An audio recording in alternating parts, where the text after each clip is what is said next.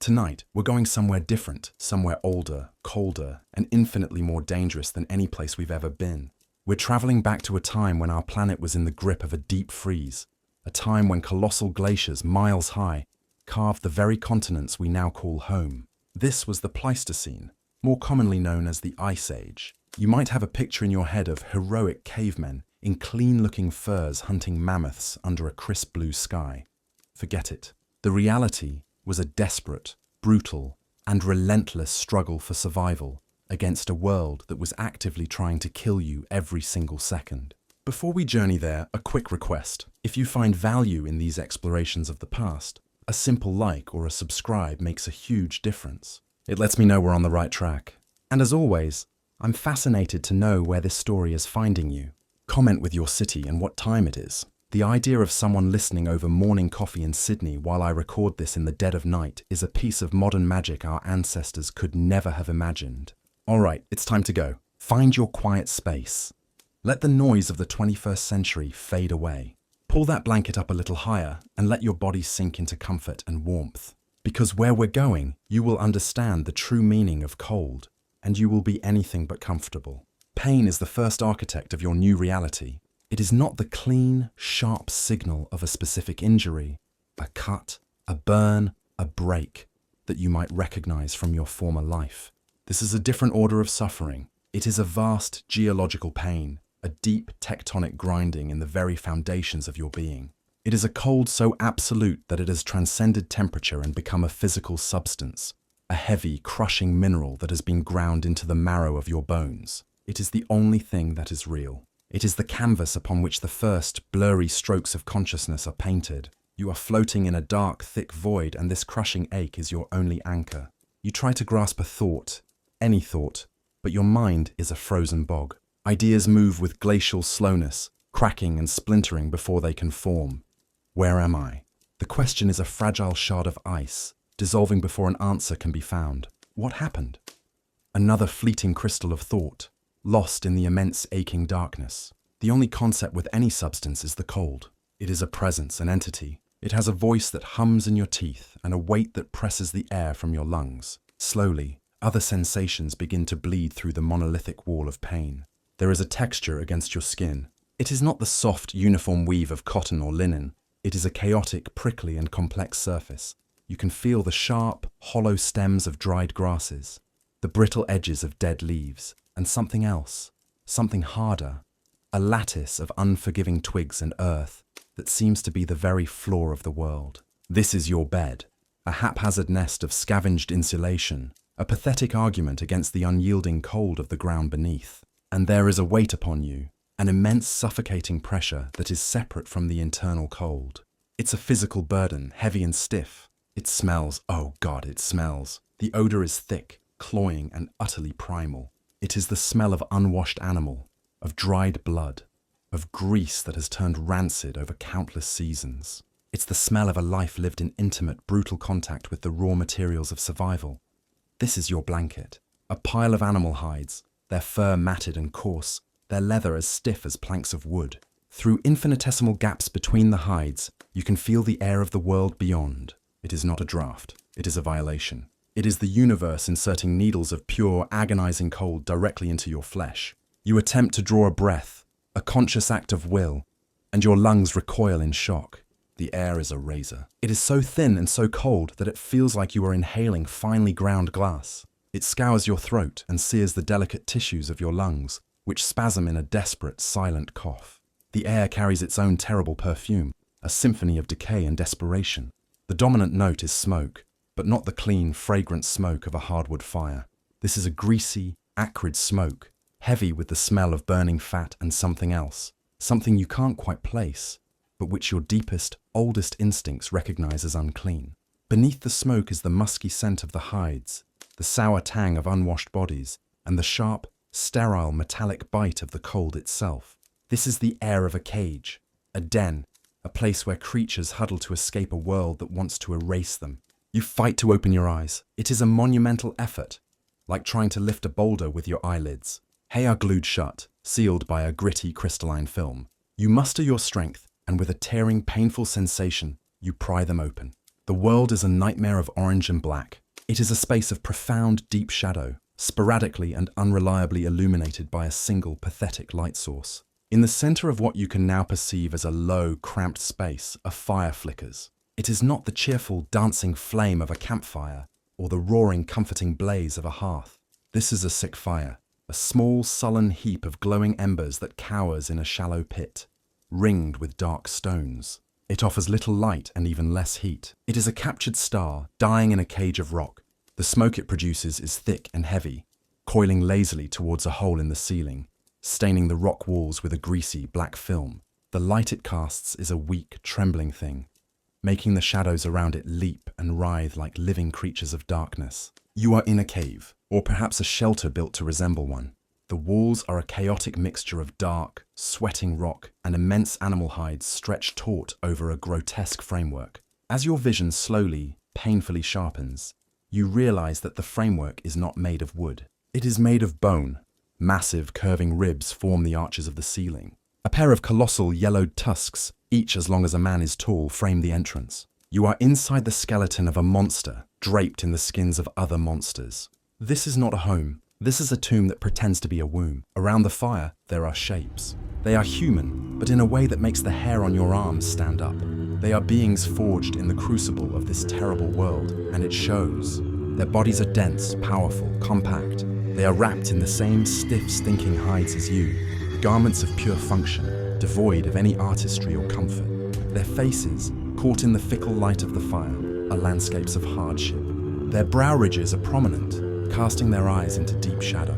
Their jaws are thick, their noses broad. Their skin is the color and texture of smoked leather, cracked and lined, making age an impossible metric. They are a species of human you recognize from dusty textbooks and museum displays. Neanderthals, or perhaps Cro-Magnon, a contemporary. The distinction is academic and meaningless. What matters is that they are the true inhabitants of this world, and you are an imposter. An old man sits closest to the fire, his body hunched over it as if trying to absorb its very essence. His face is a collapsed ruin, a testament to 1,000 seasons of ice and wind. His eyes, however, are fiercely alive. They are chips of obsidian holding a deep, ancient and unsentimental intelligence.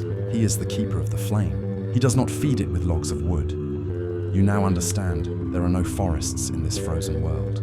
He feeds it with an almost religious reverence piece by piece, from a small pile beside him. You can see the fuel now. It is blocks of dried peat scavenged from the frozen earth, and it is something else, small, hard, desiccated cakes. You realize with a nauseating certainty that it is dried animal dung. In this world, nothing is wasted. The excrement of the great beasts is as precious as the flesh of the beasts themselves. It is fuel, it is life. A woman sits a few feet away, her back to you, her shoulders broad and powerful under her furs. She is working. The sound you heard, the rhythmic scrape, scrape, scrape, comes from her. She has a large, pale hide stretched over her lap and is laboriously scraping it with a tool. The tool is a piece of flint, its edge worked to a sharp, curved blade. Her focus is absolute. Her entire being is poured into this single, repetitive task. She is rendering the hide usable, removing the last vestiges of flesh and fat, preparing it to become clothing, or shelter, or a container. It is a task that is vital, eternal, and mind-numbingly dull. Her posture speaks of a life defined by such labor. The need to understand your own body becomes paramount. You push against your prickly mattress of grass and twigs, and a shock runs through you. The body that responds is not your own. Your arms, as you raise them to push yourself up, are thick with a dense, unfamiliar muscle. The sinews in your forearms stand out like cords of rope. You look at your hands in the flickering firelight. They are alien territory. They are broad, square, the fingers thick and powerful. The skin is a mass of calluses, old scars, and fresh scratches. Your nails are thick, yellowed keratin, broken and caked with a black grime that seems to have become part of the nail itself. These are the hands of a tool user, a laborer, a creature who interacts with its world directly, without intermediaries. They are hands that have torn meat from bone, that have scraped hides, that have dug in the frozen earth. They are hands that know how to survive. You flex them, and the power that resides there is both thrilling and terrifying. A wave of vertigo washes over you as you sit up. The world swims, the firelight smearing into streaks of orange. Your stomach, a hollow, aching cavern, clenches violently. It is not the polite hunger of a delayed meal. It is a profound, primal, and painful emptiness. It is a biological alarm, screaming for fuel. It is the deep, cellular panic of a body that knows it is losing the war against the cold. You have never been hungry before, not like this. You have experienced the intellectual concept of hunger, the mild discomfort. This is different. This is a predator gnawing on your insides. This is your own body beginning to consume itself to stay alive. Your movement has not gone unnoticed. The old man by the fire turns his head, his motions slow, economical, deliberate. He does not startle. He simply becomes aware of you. His obsidian eyes fix on yours. There is no surprise in them, no welcome, no hostility. It is the gaze of a trapper assessing a creature in a snare. He is evaluating your state. Are you injured? Are you sick? Are you functional? His gaze is a weighing scale, and he is measuring your worth to the collective against the resources you will consume. The silence stretches, thick and heavy. In this world you realize silence is a language, and you do not speak it. He makes a sound. It is not a word, but a low, guttural noise from deep in his chest. A grunt. He moves his chin, a slight, almost imperceptible gesture towards a dark corner of the shelter. Your eyes follow. In the deep shadow you can just make out a shape. A pile of something dark and glistening. It is meat, a section of a large animal's rib cage, hacked from the carcass with brutal force. It is frozen, the dark red flesh marbled with thick, yellow bands of fat. The entire piece is coated in a delicate, sparkling film of ice crystals. It is not food as you understand it. It is a resource, a cache of frozen calories. The woman scraping the hide pauses her work. She sets down her flint scraper with care, placing it where it will not be damaged. She rises, and her movement is a surprise. Despite the bulk of her fur clothing, she moves with a fluid, powerful grace. She is not heavy, she is dense. She walks to the meat pile and picks up a heavy, sharp-edged stone, a primitive cleaver. She raises it high and brings it down with a series of powerful, precise blows. The sound of stone on frozen bone and flesh is a dull, wet thud, thud, thud that echoes in the small space. She is not butchering the meat. She is quarrying it. She lifts a ragged chunk of the frozen flesh, perhaps the size of 2 of your fists. It is attached to a splintered piece of rib. She carries it to the fire. There is no grill, no pan, no vessel. She finds a long, pointed stick, a rudimentary skewer, and forces it through the chunk of meat. She then crouches by the fire, holding the stick over the sullen embers. She is not cooking the meat. She is merely thawing it. She turns it slowly, patiently, as the outer layers begin to soften, to glisten, to drip. A single drop of blood and melted fat sizzles as it hits a hot stone, releasing a puff of that greasy, intoxicating smoke. The smell of it, raw, bloody, and rich, hits your stomach like a physical blow, and the gnawing hunger inside you transforms into a screaming, frantic beast. When the outer layer is deemed sufficiently thawed, she walks over to you. She extends the stick, an offering without ceremony. Her face, like the old man's, is a mask of impassive neutrality. Her eyes, deep-set and dark, meet yours. This is not a gift. It is a test. It is an investment. Here is fuel. Consume it. Prove you are worth it. Your strange, powerful hands tremble as you take the stick. The weight of the meat is substantial.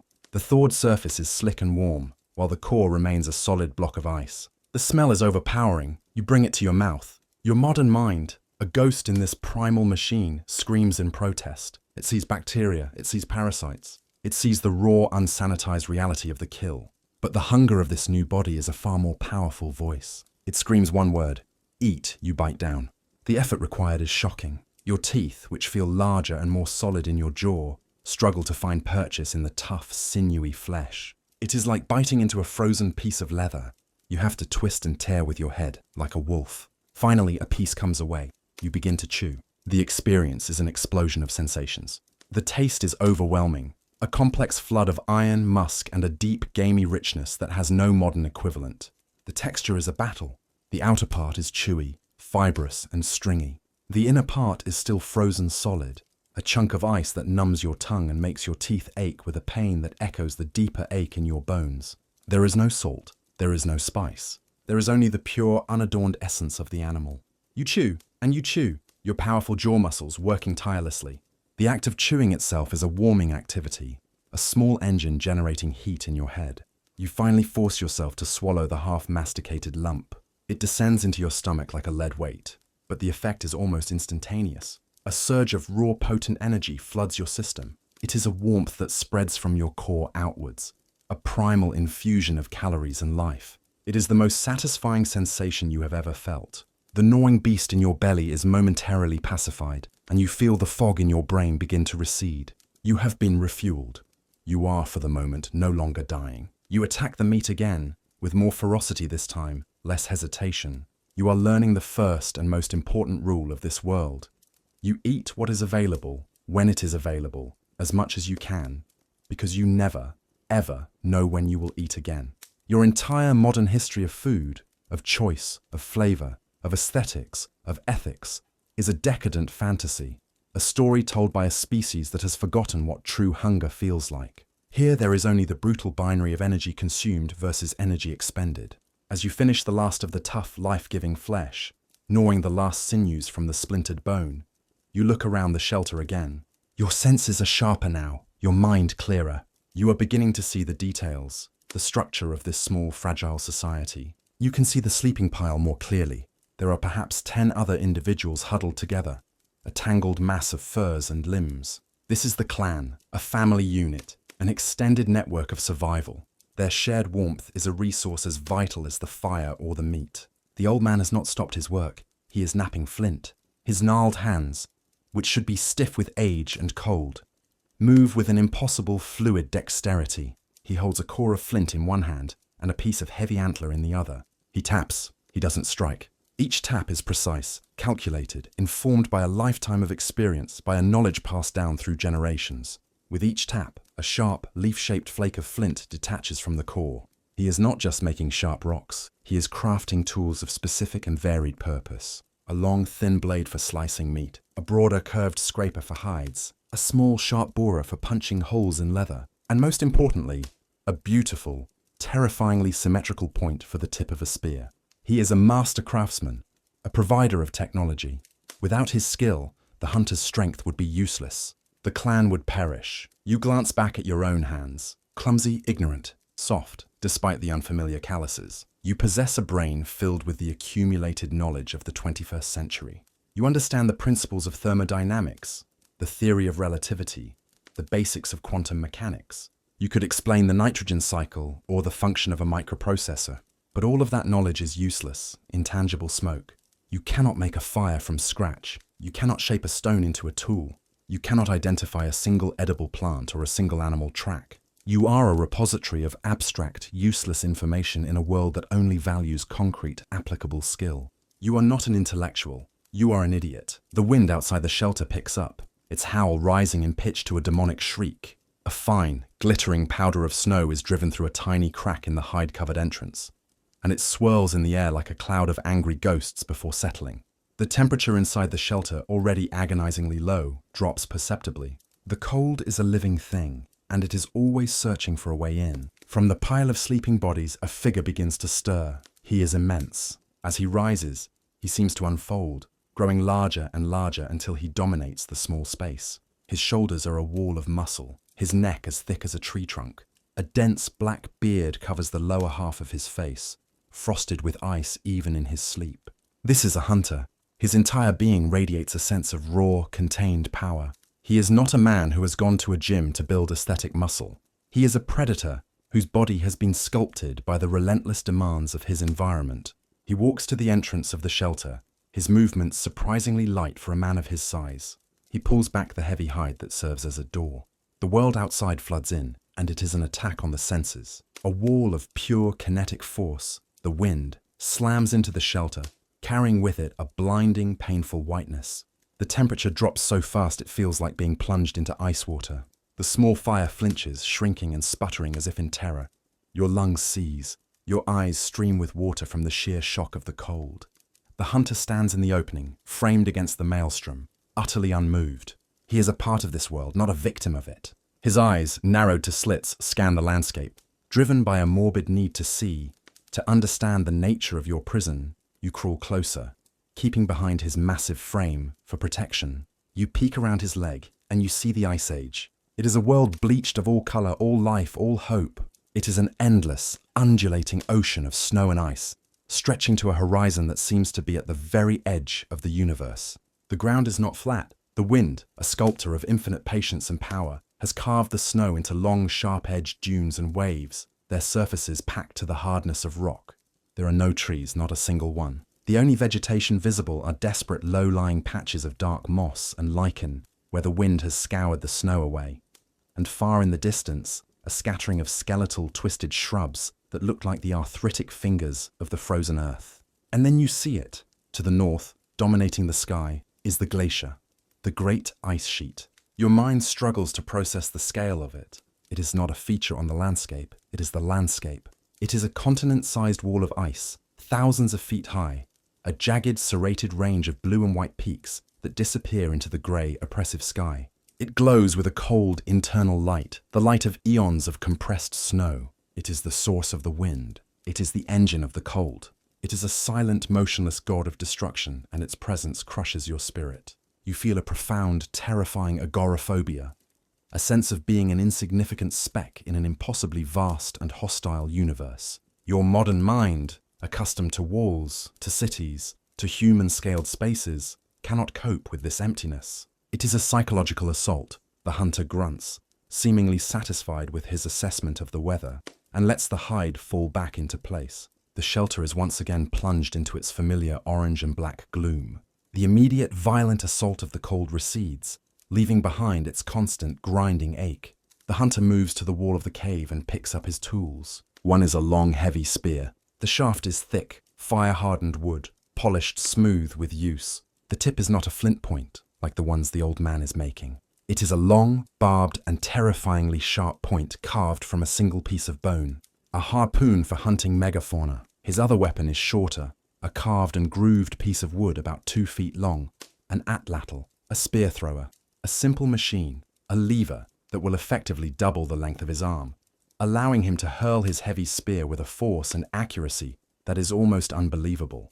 It is the period's equivalent of a high-powered rifle. Another man, younger and slighter, but with the same condensed, powerful build, detaches himself from the sleeping pile and joins the first hunter. He too is armed with a spear and an atlatl.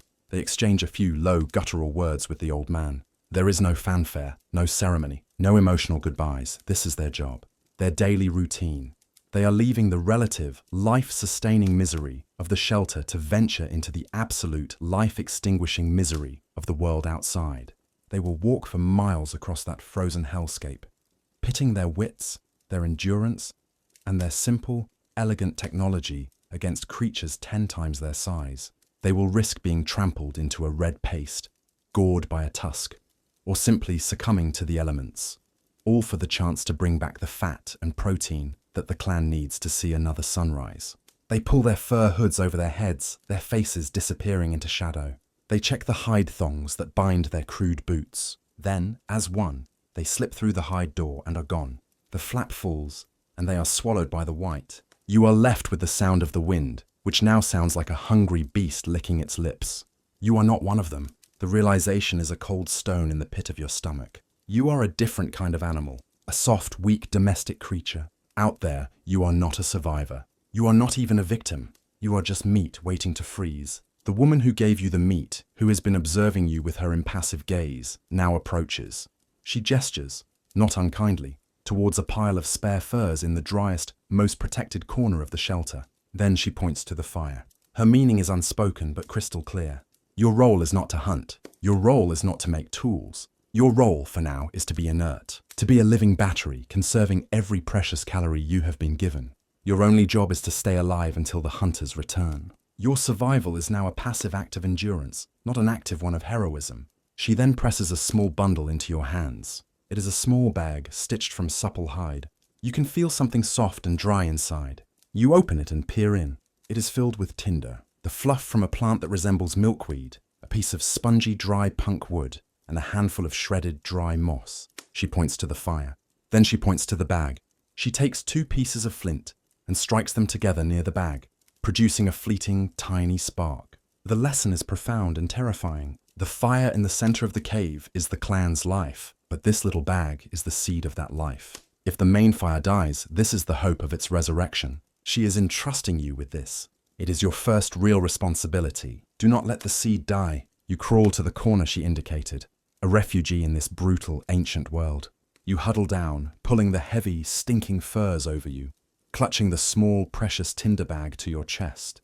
The warmth from the mammoth meat is already beginning to fade, and the deep, cellular cold is reasserting its dominion over your body. You are a prisoner in a foreign body, in a foreign time, and your only duty is to shiver and wait and guard a small bag of dried moss. This is what survival has been reduced to.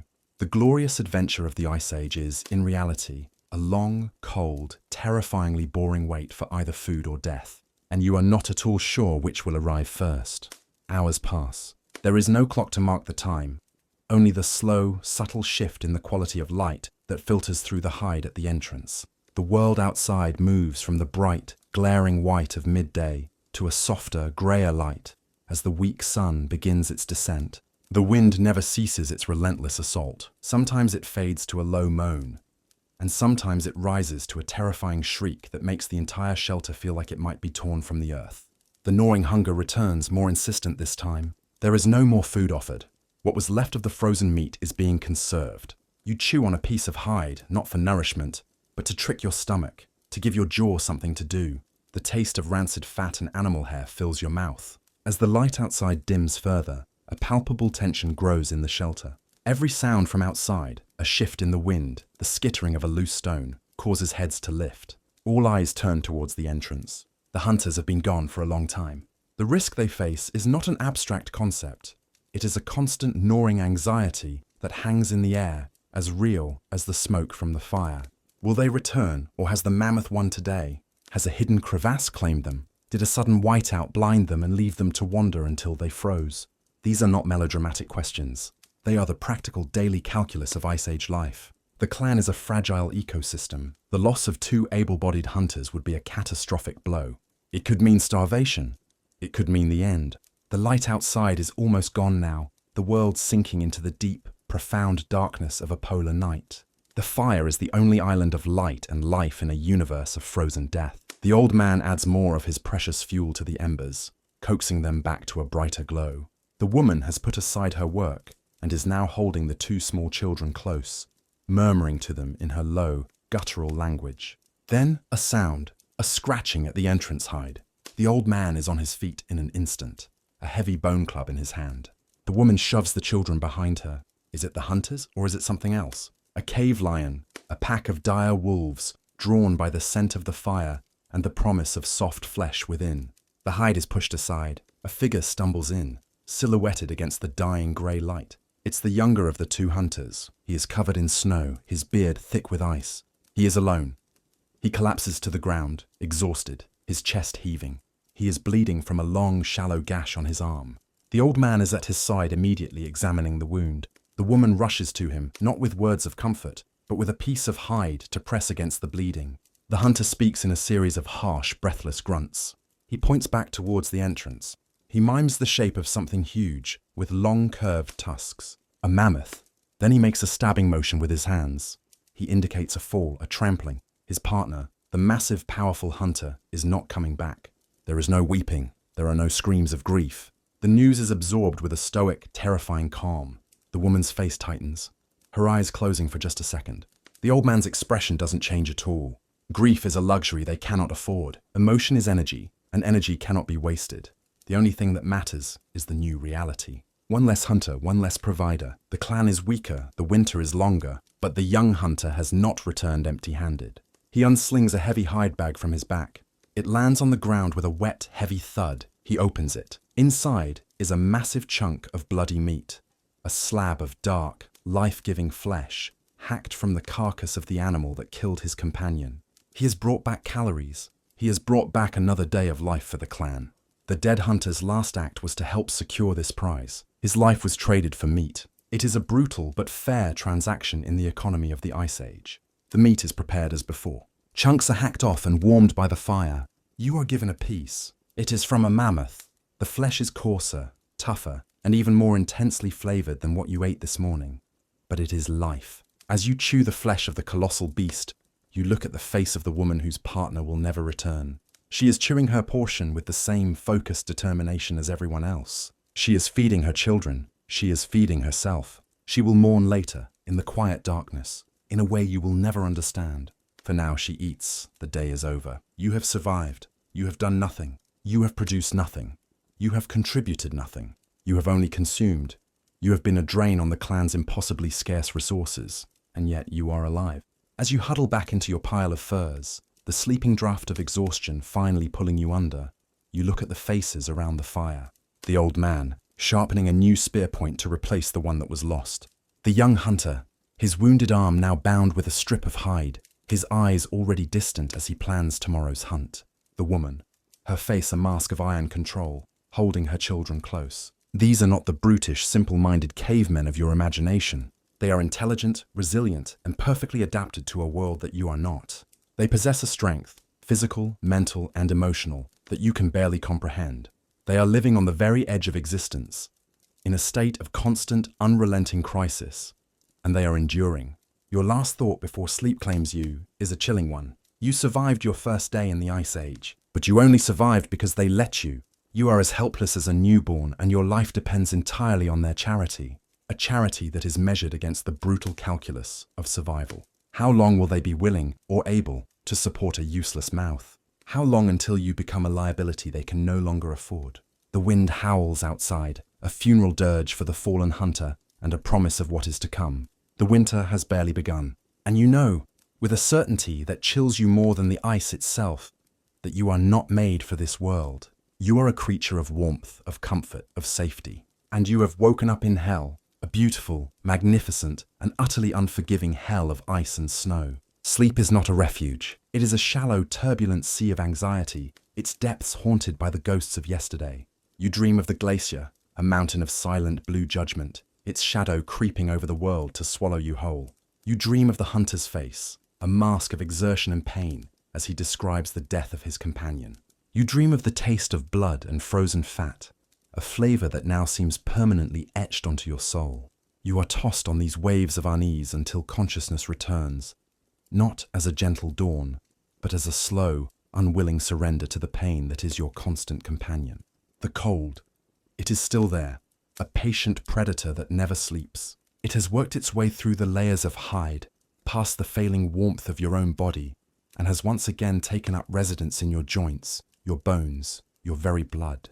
Waking is the act of becoming reacquainted with this agony. Every muscle fiber screams in protest as you stir, stiff and sore from a night spent on the hard, unforgiving ground. Your modern body, accustomed to memory foam mattresses and climate control, is in a state of perpetual shock. You open your eyes. The shelter is a tomb of grey twilight. The fire has been banked for the night, reduced to a core of deep, ruby-red embers, buried under a protective layer of ash. This is an act of supreme conservation, hoarding every last calorie of heat through the long, dangerous dark. The air is thick, heavy and stale with the smell of sleep and close-packed bodies. The oppressive silence is what strikes you most. It is not a peaceful silence. It is a silence thick with unspoken grief and gnawing anxiety. The loss of the hunter has fundamentally altered the atmosphere. Yesterday's tension has curdled into a brittle, grim reality. The remaining clan members are beginning to stir. They move with a profound economy of motion.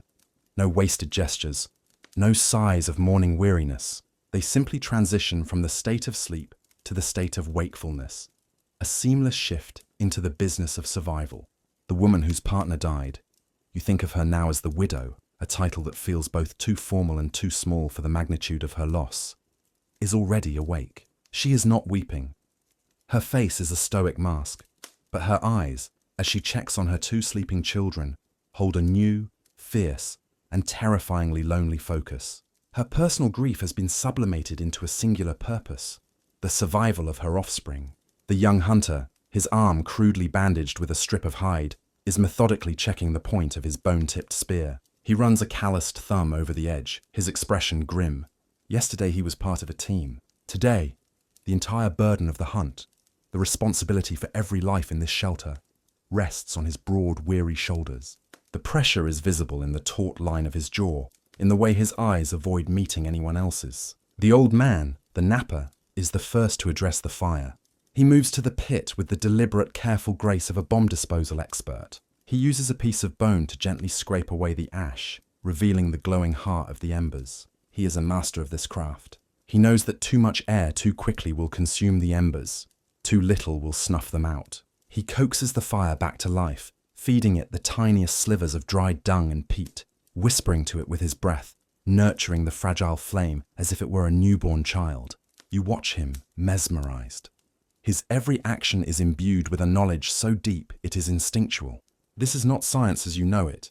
It is an art form, a sacred dialogue between man and flame. Food this morning is a somber, silent affair. Another chunk of the mammoth meat from yesterday's tragic hunt is thawed. It is the flesh of the beast that killed one of their own, and the flesh that will keep them alive. The brutal irony is lost on no one, yet it is accepted without comment.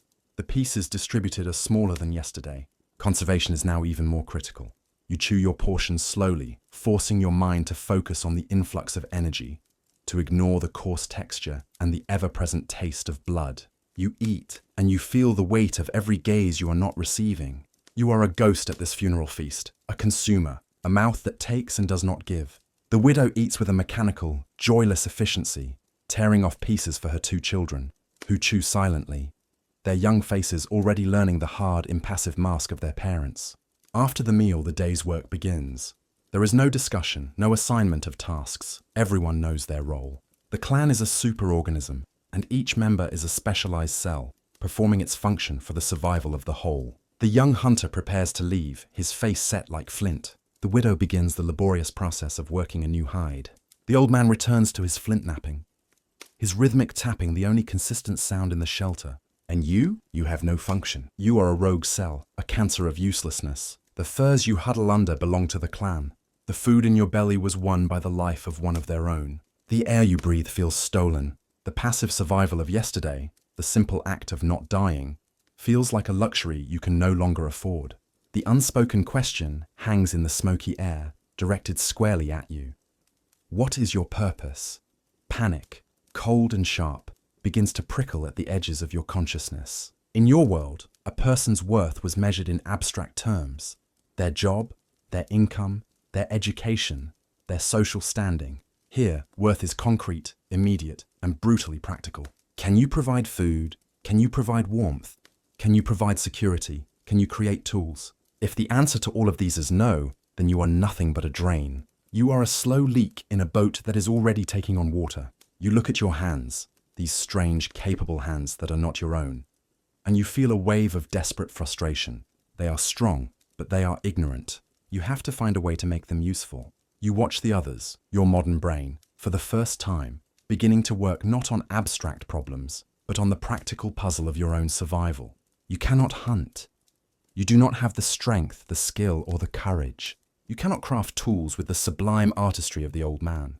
Your first attempt at striking 2 stones together would likely result in a bruised thumb and nothing more. The woman's work on the hides requires a specific, practiced knowledge of scraping and tanning that you do not possess. But the fire is a constant. It needs constant attention.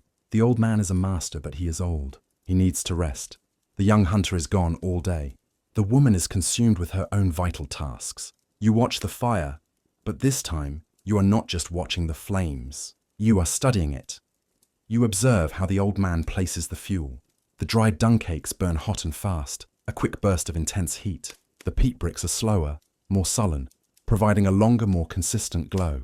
He uses them in combination, a layer of peat for endurance, a cake of dung for a burst of heat to thaw meat or warm freezing hands. He constantly clears the ash, allowing air to circulate, but he never exposes the core of the embers to a direct draft. He is managing a complex system of fuel, heat, and airflow with a lifetime of experience. You realize that this is a task that does not necessarily require immense physical strength or specialized crafting skill. It requires something you might actually possess: patience, focus, and the ability to observe and learn a system. It is your only chance. Your only path from liability to something else. You begin to move. You crawl from your corner, the furs falling away. The simple act of moving into the center of the shelter, near the fire, is a declaration. The old man, without looking up from the spear point he is refining, stops his tapping. The woman pauses her scraping. Their attention is on you. It is not friendly, it is questioning. What are you doing? You do not use their language of grunts and gestures. You use the universal language of action. You slowly, deliberately, reach for the pile of fuel. Not to feed the fire, but to sort it. You mimic the old man's implicit understanding. You separate the fast-burning dung cakes from the slow-burning peat. You arrange them in two neat piles, making them easier to access. It is a tiny, almost meaningless act, but it is an act of order. It is an act of contribution. The old man watches you from the corner of his eye. His expression does not change. He resumes his tapping, but the rhythm is subtly different. He is aware of you. Your next task is ash. You see how the fine grey powder can choke the embers. You find a flat piece of bone, a shoulder blade perhaps, and you begin to gently, carefully, scrape the excess ash away from the base of the fire, pulling it towards the edge of the pit. You are clumsy. Your first few scrapes are too aggressive, sending a puff of ash into the air that makes one of the children cough. The widow shoots you a look of pure, cold fury. You freeze, your heart pounding. You have failed your first test. You have created a nuisance, but you don't retreat. You force your clumsy hands to be gentler. You learn the angle, you learn the pressure. You scrape the ash away slowly, patiently, until a small ring of clear space exists around the glowing embers, allowing the air to breathe life into them. The fire seems to brighten slightly, its orange glow intensifying. You have been working for perhaps an hour, a period of intense, unbroken concentration. You have done nothing more than sort fuel and clear ash, but it is the hardest work you have ever done. It is work performed under the weight of intense scrutiny, where failure could mean a loss of status you cannot afford. The young hunter returns at midday. This in itself is a shock. He should be out for hours tracking the great beasts. His early return can only mean one thing: failure. He stumbles into the shelter, his face a mask of exhaustion and defeat. He carries no meat. His spear is unbroken. He found no tracks. The mammoth herd from yesterday has moved on, vanished into the vast white emptiness. The steppe, which yesterday provided a bounty at a terrible cost, is today a barren larder. He slumps to the ground, his head in his hands. He has failed. The weight on his shoulders seems to have doubled. The clan will eat today, on the last of the stored meat. But tomorrow? Tomorrow is now a question mark. The silent grief of yesterday has been joined by the sharp, immediate fear of starvation. The old man looks at the dejected hunter. He looks at the dwindling pile of frozen meat. Then he looks at you. He rises slowly, his ancient joints protesting, and walks to the sleeping pile of furs. He lies down. He closes his eyes. He is choosing to conserve his own energy. He is old, and he cannot waste his strength on a fruitless day. His act of resting is a strategic decision. But his action also creates a power vacuum. Who will tend the fire? The hunter is too lost in his own failure. The woman is trying to soothe her now frightened children. All eyes inevitably turn to you. This is it. This is your moment. It is not a test you have been offered. It is a test that has been thrust upon you by circumstance. The old man has, either through trust or sheer necessity, abdicated his most sacred duty to you, the useless one. Your heart is a frantic drum against your ribs. You crawl to the fire pit, your mouth dry. You are now the keeper of the flame. The lives of this entire clan may depend on your ability to perform this one simple task. You look at the embers. They seem to have dimmed since the hunter's return, as if sensing the despair in the shelter. You reach for the fuel. Your hand hovers over the dung cakes. Hot and fast, you hover over the peat, slow and steady. The fire needs life, but the fuel is finite. A hot, roaring fire would be comforting, but it would burn through the precious supply in hours. A fire that is too low risks being extinguished by a sudden draft. It is a constant, delicate balancing act. You place a small piece of peat on one side of the embers. You watch as it slowly begins to smoke, then catches with a deep orange glow. You then place a tiny fragment of a dung cake on the other side. It catches more quickly, a brighter, yellower flame licking up from its surface. You are not just adding fuel. You are orchestrating a reaction, balancing the two different types of energy. The wind outside chooses this moment to attack. A vicious gust slams against the shelter, and a blast of frigid air finds its way past the hide door. It hits the fire pit. The new bright flame from the dung cake flickers wildly, threatening to go out. Panic seizes you. You lean forward, instinctively shielding the flame with your own body, the heat searingly close to your face. The flame steadies. You have protected it. You spend the next several hours in this state of heightened, terrified focus. Every shift in the wind, every crackle of the fuel, every change in the color of the flame is a piece of information you must process and react to. You are no longer just a body huddled in a corner. You are a functioning part of the shelter's ecosystem. You are the regulator of its heart. You learn the fire's language. You learn the hiss that means the fuel is damp. You learn the deep, steady glow of a healthy ember bed. You learn the pale, sickly yellow of a fire that is being starved of air. Your clumsy, ignorant hands become more confident. Your movements become more economical. You are learning. Late in the afternoon, the old man stirs. He sits up and watches you. You are so focused on your task that you don't notice him at first. He watches you for a long time, his obsidian eyes unreadable. You are gently adding a piece of peat to a weakening spot in the ember bed. You have learned to anticipate where the fire will die next. He makes a low sound in his throat.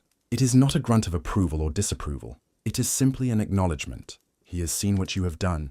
You have not let the fire die. He rises and comes to sit beside you at the fire pit. He does not take over. He simply sits, sharing the responsibility. He takes a piece of flint from a pouch at his waist, the beautiful, symmetrical spear point he was working on earlier. He hands it to you. You take it. It is cool and heavy in your palm. The edges are so sharp, they look like they could slice light itself. It is a work of art, an object of perfect, deadly function. It is the most valuable thing you have held in this world. You don't understand. Is it a gift? Is it a tool you are meant to use? He points with the tool. Not at you, not at the fire. He points at a piece of wood lying near the wall, a spare spear shaft. Then he points to a section of the shaft that is rough and uneven. He looks back at you and makes a gentle scraping motion with his thumb. The meaning dawns on you. He is not giving you the spear point. He is giving you a job, a simple, menial but useful job. Smooth this wood, make it ready. He is integrating you, he is teaching you. You take the precious point and the rough shaft. You begin to scrape, mimicking the woman's earlier work on the hide, but with wood. The flint is incredibly effective, peeling away fine shavings. It is clumsy work at first. You hold the tool too tight, you scrape too hard. But you have a task, you have a purpose. As the light begins to fail outside, casting the shelter into its long evening gloom, you are no longer just a shivering liability in the corner. You are sitting by the fire, a tool in your hand, performing a task.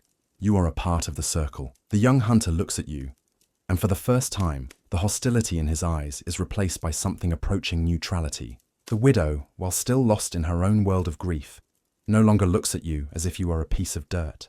You have not become a hero. You have not saved the clan. You have merely learned to scrape a piece of wood and not let a fire go out. But in this world, on the razor's edge of existence, this is a monumental victory. It is a single, unsteady step on the long, cold path to survival. As you prepare to sleep, huddling into your furs, the ache in your bones is still there. The hunger in your belly is still a patient beast. The fear of the vast, cold world outside is as real as ever. But something has changed. A tiny, fragile seed of hope has been planted. The question is no longer if you will die. The question is now how you will live. And the answer, you realize, is one small, useful task at a time. The winter has not lessened its grip, but you have found your first tentative handhold on the cliff face of survival. The days bleed into one another, not marked by names like Monday or Tuesday, but by the subtle shifts in the character of the light and the gnawing intensity of the hunger in your belly. There is the grey dawn, when the world outside the hide-covered entrance is a uniform, lifeless slate. There is the bright wind, when a low-riding sun glares off the endless snow, a light with no warmth that stabs at the eyes. And there is the long dark, the vast, terrifying expanse of night, punctuated only by the howl of the wind and the fragile, sacred glow of the fire. The fire is your world now. It is your purpose, your contribution, your shield against the crushing uselessness that threatens to consume you as surely as the cold. You have become its student, and the old Nappa is your silent, demanding teacher. Your days are spent in a state of hypervigilance, a meditative focus on this single, vital task. You learn its rhythms, its appetites, its moods. You learn that a particular kind of peat from the lower layers of the storage pile burns smokier and needs more air. You learn that the dung of the woolly rhino, when properly dried, burns with a fierce, almost explosive heat that is perfect for quickly thawing a piece of frozen marrow bone. Your hands, once clumsy, are becoming educated. They know the precise weight of a piece of fuel, the exact angle at which to place it to encourage a draft without inviting the wind's wrath. You can now clear the ash from the pit with a smooth, practiced motion that doesn't disturb the precious ember bed. You have earned a space at the heart of the shelter, a place of responsibility. It is not a place of comfort. It is a place of unending, low-grade anxiety, for if you fail, the consequences are absolute. The scraping of the spear shaft has also become a familiar meditation. The flint point, once an alien and precious object, now feels like an extension of your hand. You have learned how to hold it to get the sharpest cut, how to use its curved edge to smooth away the rough, knotted grain of the wood. You have worked your way down the entire length of the shaft, and it is now pale, smooth, and perfectly balanced. The old man took it from you one evening, inspected it with his critical obsidian eyes, and gave a single, almost imperceptible nod. It was a compliment more profound than any verbal praise you have ever received. But these small duties, this fragile sense of purpose, cannot hold back the tide of a much greater fear. The food is running out. The mammoth meat, which seemed like a bounty, has dwindled with terrifying speed. The last of it is consumed in a grim, silent meal. Every last strip of flesh is gnawed from the bones. The bones themselves are then smashed open with heavy stones, and the frozen fatty marrow is scraped out and eaten raw. It is a treasure of calories, a rich, greasy substance that coats your mouth and provides a desperate surge of energy. When the marrow is gone, the bone fragments are tossed into the fire, where they crackle and burn, releasing the last of their captured life in a final smoky sigh. And then there is nothing. The larder is empty. The hunger that was a gnawing beast is now a ravenous void, a black hole in the center of your being. Every movement is a calculated expenditure of energy. Every thought is tinged with the metallic taste of starvation. The young hunter prepares to leave again. This time, the atmosphere in the shelter is not one of grim tension. It is one of sheer naked desperation. He is not just going out to find food. He is embarking on a sacred quest. He is the clan's single, fragile arrow, fired into the heart of the vast, white emptiness, hoping to strike life. The widow watches him go, her face impassive, but she holds her children so tightly, their faces are buried in her furs. She is shielding them not from the cold, but from the sight of their potential doom walking out the door. The old man places a hand on the hunter's shoulder as he leaves, a gesture of profound weight, a blessing and a burden all in one. The hunter disappears, and the waiting begins. It is a different kind of waiting now. It is not passive. It is a collective, focused act of will. Every member of the clan pours their energy into their work, as if their combined effort can somehow influence the world outside, can guide the hunter's spear, can draw an animal into his path. The old man naps flint with a furious, accelerated rhythm, the sharp crack, crack, crack of stone on stone, a desperate prayer. The widow takes up a new hide and scrapes with a strength that seems born of pure fear. Her movements powerful and aggressive. The old man turns to you. He sees you, huddled by the fire you so carefully tend. Your hands idle now that the spear shaft is finished. He gestures for you to come closer. He has a new task for you. He lays out the smooth spear shaft you prepared. Beside it, he places the magnificent flint point he crafted. And between them, he lays a small, translucent bundle. It is sinew. Long, tough fibers teased from the dried tendon of an animal's leg. He looks at you, then demonstrates. He takes a fiber of sinew, places one end in his mouth to moisten and soften it, and then begins to wrap it with incredible tightness and precision around the base of the flint point, lashing it into a notch carved in the spear shaft. He hands the materials to you. Your task is to bind the point to the shaft. It is the next step in your education. Your first attempt is a clumsy disaster. The sinew is stiff and slippery.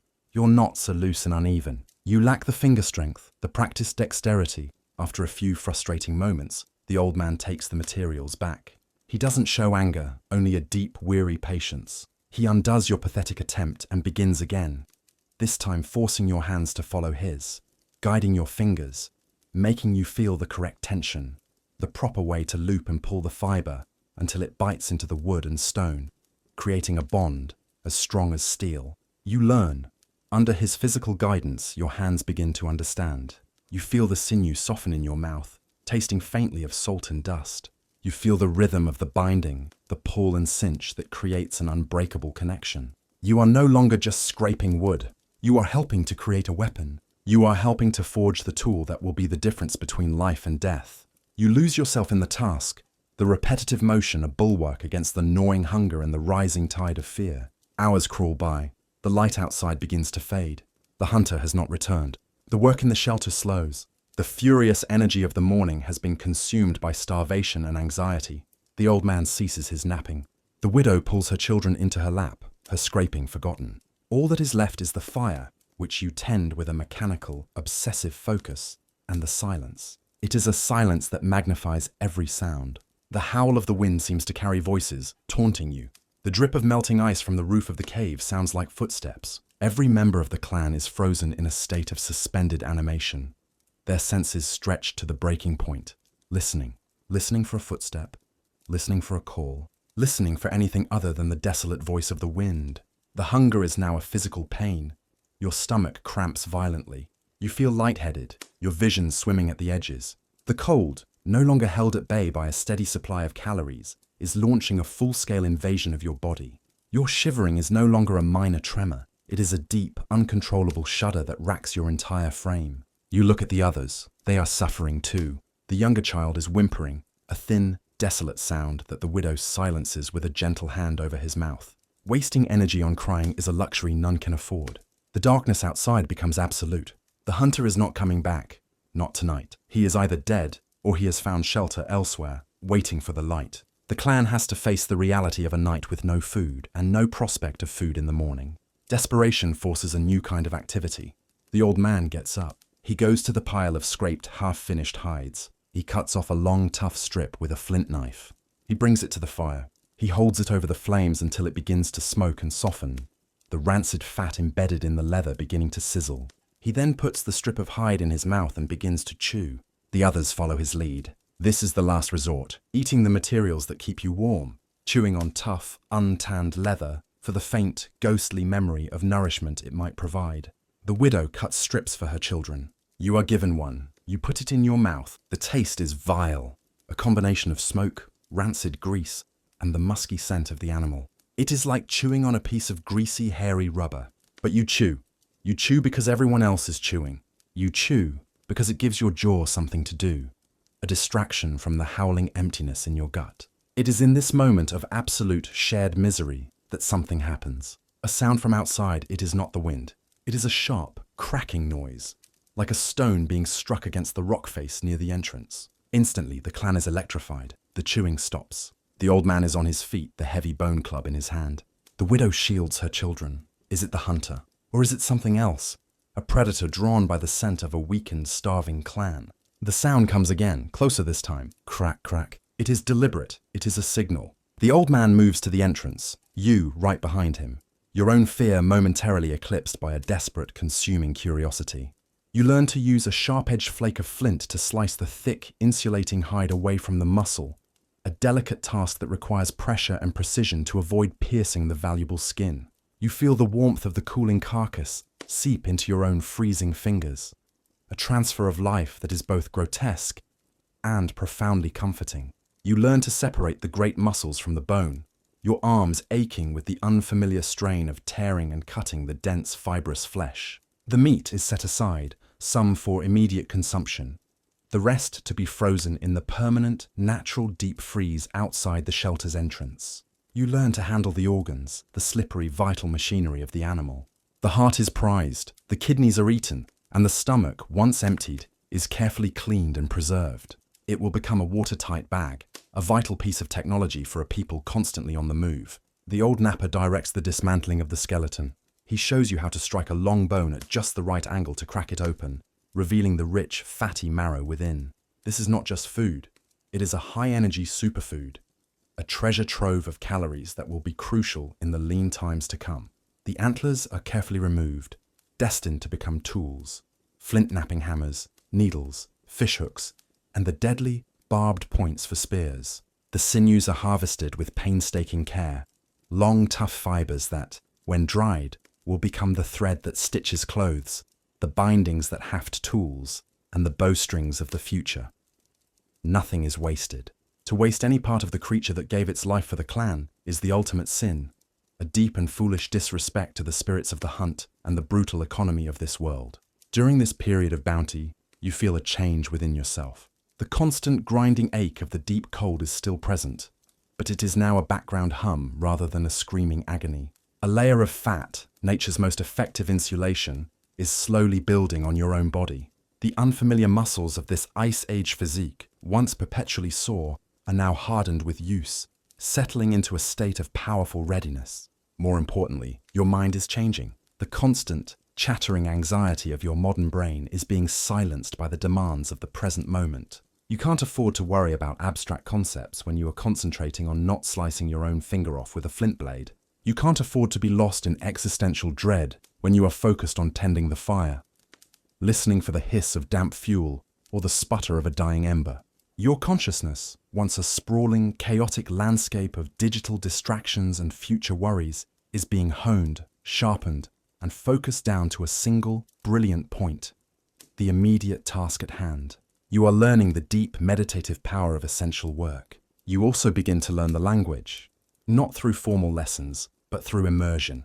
You learn that a specific sharp grunt from the old man means the fire needs air. A softer, rolling guttural from the widow means she needs help stretching a hide.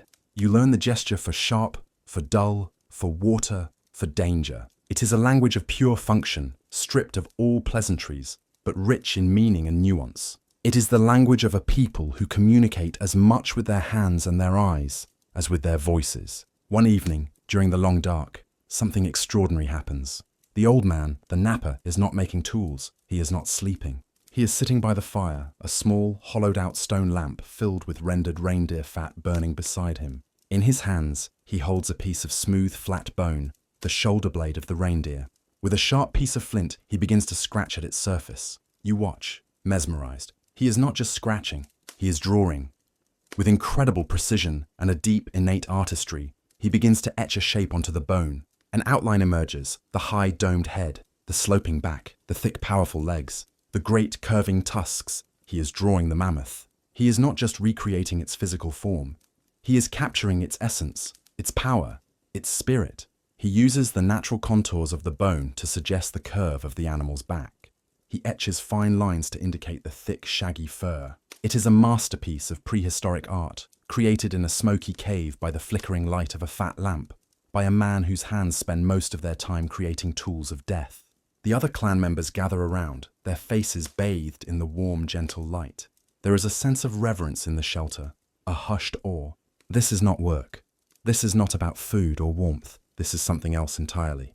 It is magic. It is memory. It is a way of understanding their world, of honoring the great beasts they hunt, of connecting with a reality beyond the brutal cycle of eat, sleep, and survive. In this moment, you see the full, complex humanity of these people. They are not the brutish, half-animal cavemen of popular imagination. They are artists. They are storytellers. They are people with a deep, spiritual connection to their world. They live in a state of constant hardship, yet they find the time and the energy to create beauty, to make meaning. You realize that your modern world, for all its technological marvels and material comforts, has lost something profound. This deep, essential connection to the spirit of the world. As the winter grinds on, the brief period of plenty comes to an end. The reindeer meat is gone. The marrow bones have all been smashed and scraped. The hunger returns. A familiar, unwelcome guest. The young hunter goes out day after day, his lone figure a small, defiant speck against the endless, hostile white.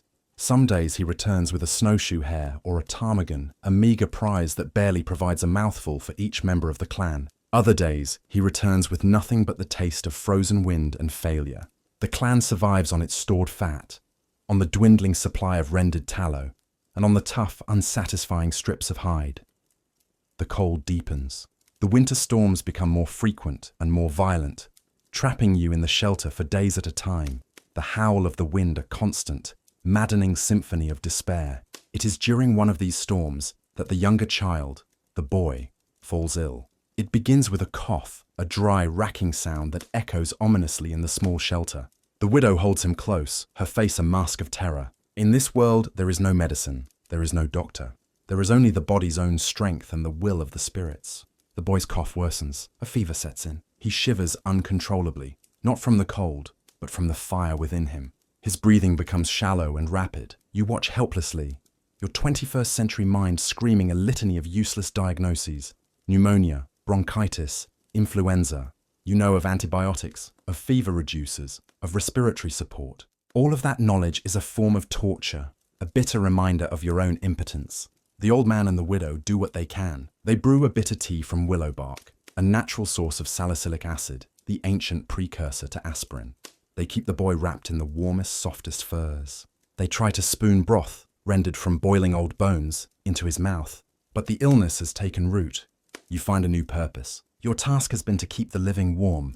Now your task is to fight a fever. You maintain the fire at a constant, steady heat, ensuring the shelter does not become colder. that the boy does not have to expend any extra energy fighting the environment. You sit with the widow, taking turns holding a damp piece of hide to the boy's burning forehead. You are no longer just an apprentice. You are a caregiver, a participant in the clan's most intimate and painful struggles. The boy dies in the grey light of dawn after 3 days of fighting. His small body, which had been racked with fever, is now still and cold. The silence that falls in the shelter is the most profound and terrible you have ever experienced. It is a silence that absorbs all sound, all light, all hope. The widow does not scream. She does not weep. She holds the small, still body of her son and begins to rock. A slow, rhythmic, silent motion. It is a grief so deep, so absolute, that it has no need for sound. The rest of the clan gives her space, their own sorrow a silent, shared burden. There is no burial. The ground is frozen solid to a depth of many feet. The clan cannot spare the energy or the tools to dig a grave. The body is wrapped carefully in a soft, clean hide. The old man places a single, perfect flint point in the bundle, a tool for the next world. Then, in a final, heartbreaking act of love and necessity, the small bundle is placed in the deep cold outside the shelter. The winter will be his tomb. The glacier will be his monument. It is a brutal, pragmatic, and yet strangely beautiful farewell. Life returns to the ice. The death of the child breaks something in the clan. The stoic resilience is fractured, replaced by a raw, exposed despair. The young hunter sits by the fire, his spear lying untouched beside him. The old man's hands are still. The widow rocks, her living daughter clutched to her chest, her eyes fixed on a place beyond the walls of the cave. The fire, your fire, is the only thing that remains constant. And you understand, in a flash of terrible clarity, what your final purpose must be. You have been a consumer, an apprentice, a caregiver. Now, you must be a source of hope. You stand up. The movement is so unexpected that all eyes turn to you. You walk to the wall of the cave, to the place where the old man works his magic. Your eyes scan the smooth rock face, illuminated by the flickering firelight. You are looking for something. A blank canvas. You find it. A section of wall smoother than the rest. You take a piece of charcoal from the edge of the fire pit. It is warm in your hand. You turn to face the wall. Your heart is pounding. You are not an artist. You have no skill, but you have a memory. You have a vision from a world they cannot imagine. You begin to draw. Your first lines are clumsy, uncertain, but the image is clear in your mind. You are not drawing the mammoth, the reindeer, the grim reality of this world. You are drawing a tree, a great, sprawling oak tree from your own time. Its branches reaching, its leaves full and green. It is a symbol of a world they have never seen, a world of warmth, of life, of abundance. You draw the thick, textured bark. You draw the complex canopy of leaves. You draw the sun, a perfect warm circle, shining down upon it. The clan watches you, their expressions a mixture of confusion and wonder. What is this strange, branching shape? What are these flat green things? It is a vision from another reality, a message of impossible hope. As you draw, something miraculous happens. The young hunter stands up. He picks up his spear. He looks at your drawing, at this impossible image of a warm world, and something shifts in his eyes. The despair is replaced by a flicker of the old, grim determination. He walks to the entrance of the shelter and without a backward glance, disappears into the white. You have not provided food. You have not cured an illness. You have done the only thing you could. You have given them a reason to continue. You have shared a dream of another world, a world where winter ends. You do not know if you will survive to see that world again. The ice age is still here. The cold is still a predator. The hunger will return. But as you look at your crude charcoal drawing on the wall of the cave, a message of hope from a future that may never come, you understand that survival is not just about the body. It is about the spirit. It is about the ability to dream of trees in the middle of a frozen hell. You turn back to the fire, your heart no longer a frantic drum of fear, but a steady, quiet rhythm of purpose. The wind howls outside, but for the first time, it does not sound like a threat. It sounds like a challenge, and for the first time, you feel ready to answer it. You are no longer the one who would die. You are the one who tells the story of the sun. You are the keeper of the flame, and you will endure.